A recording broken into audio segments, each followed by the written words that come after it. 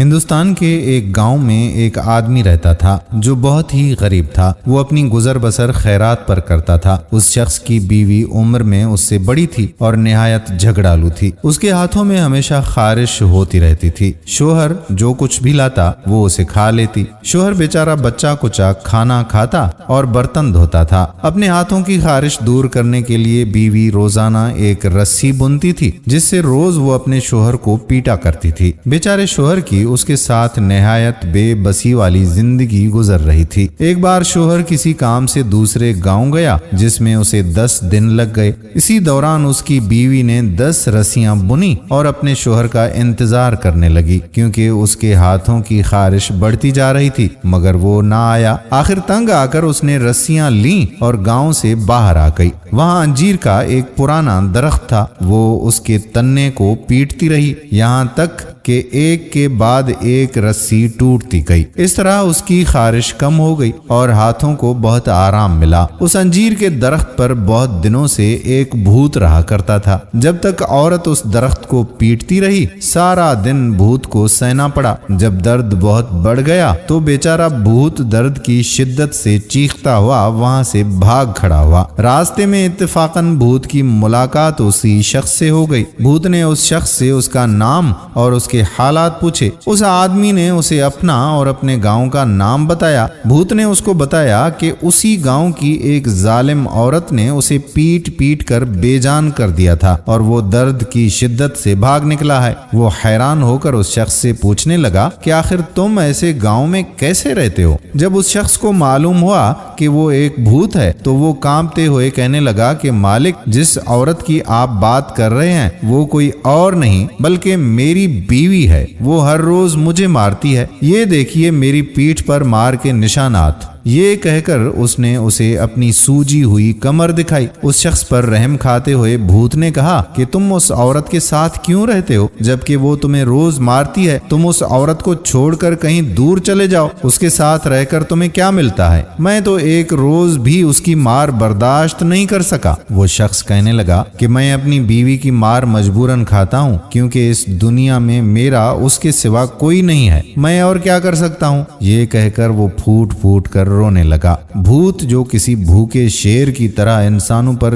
جھپٹتا تھا اس شخص پر رحم کھا کر کہنے لگا کہ اے غریب انسان، مت رو۔ دیکھو جو میں کہتا ہوں بس تم وہ کرو۔ تم اپنے گھر مت جاؤ۔ یہاں قریب ہی ایک شہر ہے، وہاں کے بادشاہ کا نام درگا ہے۔ اس کی ایک بیٹی ہے، میں اسے اپنے بس میں کر لوں گا اور اس کا خون چوس کر اسے ہڈیوں کا ڈھانچہ بنا دوں گا۔ چند دنوں میں وہ بیمار ہو جائے گی۔ اس کے بعد تم وہاں جانا اور کہنا کہ تم شہزادی کا علاج کر سکتے ہو۔ بادشاہ سے اپنے انعام کا وعدہ لے لینا۔ اس کے بعد شہزادی کے کان میں کہنا کہ میں وہی ہوں جو انجیر کے درخت کے نیچے رہتا ہوں، پھر میں اسے چھوڑ دوں گا۔ وہ صحت یاب ہو جائے گی اور بادشاہ خوش ہو کر تمہیں انعام دے دے گا۔ تم امیر بن جاؤ گے، پھر تم کسی نیک دل عورت سے شادی کر لینا۔ اس شخص نے بھوت کی مہربانی کی تعریف کی اور اپنی بیوی کو برا بھلا کہا۔ بھوت خوش ہو کر وہاں سے چلا گیا۔ وہ شخص بھی اپنے گھر جانے کی بجائے دوسرے گاؤں چلا گیا۔ اسی رات بھوت شہزادی کے سر پر سوار ہو گیا۔ شہزادی نے ایک چیخ ماری اور بستر سے اٹھ کھڑی ہوئی، پھر اپنے شوہر کو جھنجھوڑ کر جگایا۔ جب اس نے پوچھا کہ تمہیں کیا ہو گیا ہے تو وہ اسے مارنے اور کاٹنے لگی۔ وہ اپنا آپ بچا کر کمرے سے نکلا اور اس کے والدین کو خبر کی۔ جب بادشاہ اور ملکہ شہزادی کے کمرے میں آئے تو اس نے ان پر بھی حملہ کر دیا۔ بادشاہ نے اسے بھوت کا اثر سمجھ کر ایک کمرے میں بند کروا دیا۔ پھر روز بروز شہزادی کی حالت بگڑتی گئی۔ اس نے کھانا پینا چھوڑ دیا۔ بادشاہ کا خیال تھا کہ وہ جلد مر جائے گی۔ اسے شہزادی کی بڑی فکر ہونے لگی۔ اس نے علاج کی بڑی کوشش کی مگر سب بے سود ثابت ہوا۔ اسی دوران وہ شخص شہزادی کے شہر پہنچ گیا اور اعلان کیا کہ میں اس بیمار شہزادی کا علاج کر سکتا ہوں۔ چنانچہ اس شخص کو محل میں پہنچا دیا گیا۔ اس غریب شخص کی حالت دیکھ کر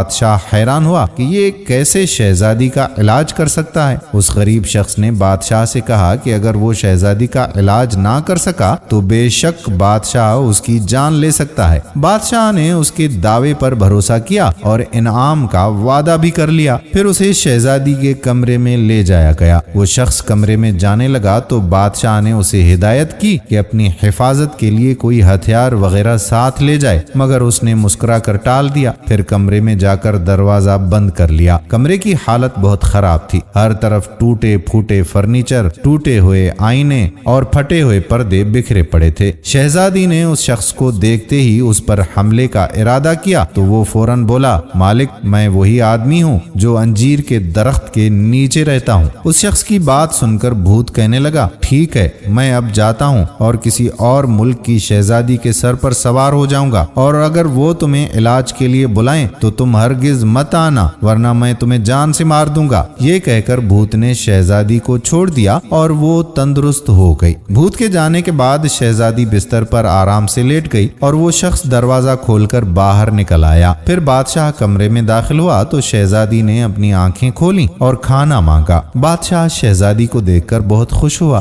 لہٰذا اب اس شخص کو خوب انعام و اکرام سے نوازا گیا، جس کے بعد وہ عیش و عشرت کی زندگی گزارنے لگا۔ 6 مہینے کے بعد قریبی سلطنت کے بادشاہ کی طرف سے بادشاہ درغا کے نام خط آیا کہ اس کی بیٹی پر کسی بدروح نے قبضہ کر لیا ہے۔ ہر ممکن علاج کے باوجود شہزادی صحت یاب نہیں ہو رہی۔ اگر آپ کے پاس کوئی معالج ہو تو اسے ہمارے پاس ضرور بھیجیں۔ خط پا کر بادشاہ درغا نے اس شخص کو بلایا اور اسے علاج کے لیے کہا۔ اس شخص نے بادشاہ کی بات سنی تو بولا کہ بادشاہ سلامت، بھوت بھگانا کوئی آسان کام نہیں ہے، اب مجھ سے یہ نہیں ہوگا، مگر بادشاہ نے بہت سارا انعام دینے کا لالچ دے کر اسے راضی کر لیا، لہٰذا اس شخص کو جانا ہی پڑ گیا۔ راستے بھر وہ سوچتا رہا کہ میں بھوت کو کیسے بھگاؤں گا۔ بالآخر ایک ترکیب اس کے ذہن میں آ گئی۔ چلتے چلتے جب وہ اس سلطنت میں پہنچا جہاں کی شہزادی بیمار تھی، پھر اس شخص کو شہزادی کے کمرے میں پہنچا دیا گیا۔ جہاں شہزادی نے اسے دیکھتے ہی حملے کا ارادہ کیا تو وہ ہاتھ باندھ کر ادب سے بولا کہ جناب میں وہی شخص ہوں جو انجیر کے درخت کے نیچے رہتا ہوں۔ شہزادی کے سر پر سوار بھوت نے یہ بات سن کر اسے جھوٹا اور مکار کہا اور اسے مارنے کے لیے لپکا تو وہ شخص کہنے لگا کہ پہلے میری بات سن لیں پھر جو مرضی کیجیے گا۔ بھوت نے اسے بولنے کی اجازت دی تو وہ کہنے لگا کہ میں انعام حاصل کرنے کے بعد عیش کی زندگی گزار رہا تھا کہ 6 مہینے بعد میری بیوی کو پتا چلا کہ میں کیسے آرام سے زندگی گزار رہا ہوں تو وہ 180 رسیاں تیار کر کے آ گئی اور وہ ساری مجھے مار مار کر توڑ دیں۔ اب میں بڑی مشکل سے جان بچا کر آیا ہوں تاکہ آپ میری مدد کریں اور اس ظالم عورت سے میری جان بچائیں۔ بھوت اس کی کہانی سن کر بڑا حیران ہوا کہ اس کی بیوی اب بھی اس کا پیچھا کر رہی ہے۔ بھوت نے اس کی بات سن کر کہا کہ اپنی مصیبت خود ہی سنبھالو، تم نے اس ظالم عورت سے شادی کی ہے، اب تم ہی بھگتو، میں کیوں اس مصیبت میں پڑوں؟ میں تو اب تک اس کی پہلے دن کی مار بھی نہیں بھولا، لہٰذا میں اب کسی دور دراز جزیرے پر چلا جاؤں گا اور پھر کبھی واپس نہیں آؤں گا۔ اتنا کہہ کر اس نے شہزادی کو چھوڑ دیا اور وہاں سے غائب ہو گیا۔ پھر وہ شخص کمرے سے باہر نکلا اور بادشاہ کو خوشخبری دی کہ اب شہزادی بالکل ٹھیک ہے۔ بادشاہ نے اپنی بیٹی کو دیکھا جو بالکل ٹھیک ہو چکی تھی۔ بادشاہ نے اس شخص کو خوب انعامات سے نواز دیا۔ دوستو اس کہانی سے ہمیں نصیحت ملتی ہے کہ اپنی حکمت عملی سے انسان ناممکن کو بھی ممکن بنا سکتا ہے، لہٰذا ہمیں خطرات اور مشکلات میں گھبرانے کی بجائے